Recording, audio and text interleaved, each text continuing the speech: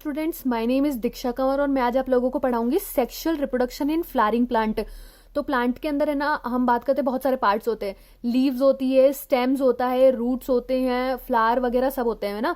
तो इसमें कौन सा पार्ट है जो रिप्रोडक्शन में हेल्प करेगा? तो फ्लावर होता है। और फ्लावर की जो स्टडी होती है उसको क्या बोला जाता है? एंथोलॉजी बोला जाता है। और ये जो अपन रिप्रोडक्शन हो रहा है, रिप्रोडक्शन के बाद में एंड रिजल्ट क्या मिलेगा अपन को? या फिर तो फ्रूट मिलेगा या फिर सीड मिलेगा। अब इस पेज पे आए हमें और यहाँ पर देखा हमने कि ये एक फ्लावर बना हुआ है। फ्लावर के डायग्राम में यहाँ पर क्या हुआ है, यहाँ पर है ना, ये अपन को ये जो फिलामेंट है और ये कुछ दिख रहा है, ये ग्रीन वाला पार्ट है ना, ये क्या होता है? ये मेल रिप्रोडक्टिव पार्ट हो गया। ये बीच में ये एक स्टॉक वगैरह दिख रही है, ये फीमेल रिप्रोडक्टिव पार्ट हो गया। और ये जो कलर्ड पार्ट है इसको बोला जाता है पेटल। और ये जो ग्रीन पार्ट होता है ना नीचे, इसको बोला जाता है सेपल। और ये जो फीमेल रिप्रोडक्टिव पार्ट है, अभी यहाँ पर बात करते हैं फीमेल रिप्रोडक्टिव पार्ट, तो इसमें क्या होता है? ये स्टिग्मा। स्टिग्मा वो पार्ट होता है जहां पर पॉलन आके लैंड करता है। उसके बाद में ये हो गया इसका स्टाइल हो गया। उसके बाद में ये हो गया इसकी ओवरी हो गया। और उसके बाद में मेल की बात करते हैं तो मेल में क्या हो गया? ये मेल रिप्रोडक्टिव पार्ट है। मेल रिप्रोडक्टिव पार्ट में यहाँ पर क्या हो जाएगा? एंथर हो जाएगा। और ये जो ये स्टॉक एक दिख रही है आपको, ये क्या है?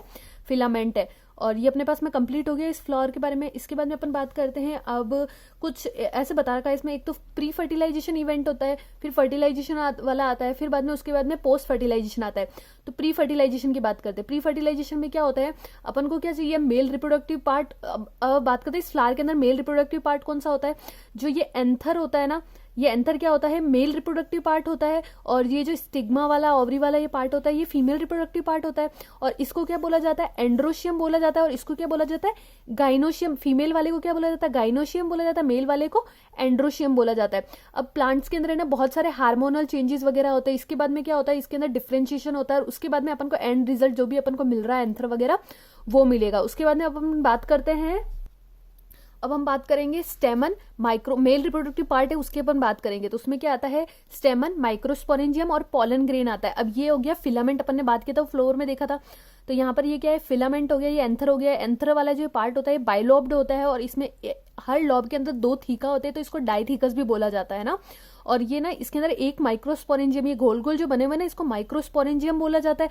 और माइक्रोस्पोरेंजियम के अंदर क्या बन रहे? एंथर बनेंगे। और ये एंथर जो बन गए वो एंथर जाके फिर फीमेल वाले स्टिग्मा पे जाके गिरेंगे और वहां पर जाके वो रिप्रोडक्शन करवाएंगे। फिर ओवरी से फ्यूज होकर फिर वो वहां पर रिप्रोडक्शन करवाएंगे, फर्टिलाइजेशन करवाएंगे, मतलब है ना। फिर अब अपन बात करते हैं, ये इतना बात कर लिया। उसके बाद में माइक्रोस्पोरेंज, अब इसमें ना 4 लेयर होती है, 4 लेयर। अब हमने इतनी बात कर ली थी। उसके बाद में हम देखते हैं इसकी 4 लेयर होती है। आउटरमोस्ट लेयर, इसके आउटरमोस्ट लेयर जो होती है उसको एपिडर्मिस बोलते हैं। फिर उसके अंदर वाली को एंडोथीशियम बोलते हैं। फिर मिडल लेयर बोलते हैं। फिर जो लास्ट वाली लेयर होती है वो टेपेटम होती है। इसने क्या बोला है कि जो अगली, जो सबसे फर्स्ट वाली और सेकेंड और थर्ड, ये तीनों लेयर जो होती है वो जब एंथर पूरी तरह से डेवलप हो जाता है ना, एंथर के अंदर पॉलन जो होता है वो पूरी तरह से डेवलप हो जाता है, तो उसको क्या करती है, ये तीनों लेयर जो होती है उसमें कट लग जाता है और वो पोलन आराम से बाहर निकल जाता है। और जो सबसे अंदर वाली लेयर होती है जिसको इन्होंने नाम दे रखा है टेपेटम होती है ना, टेपेटम क्या करती है? नरिशमेंट प्रोवाइड करती है। जो अंदर जो पोलन डेवलप हो रहा है ना उसको क्या करेगी? ये नरिशमेंट प्रोवाइड करेगी। और उसके अंदर क्या होता है? बहुत डेंस साइटोप्लाज्म होता है। अब साइटोप्लाज्म है तभी वो नरिश रहेगी ना, वो अंदर जो पोलन है वो नरिश रहेगा। उसके बाद में इसने बोला, और उसके अंदर क्या होता है? बहुत सारे एक से ज्यादा न्यूक्लियस प्रेजेंट होते हैं।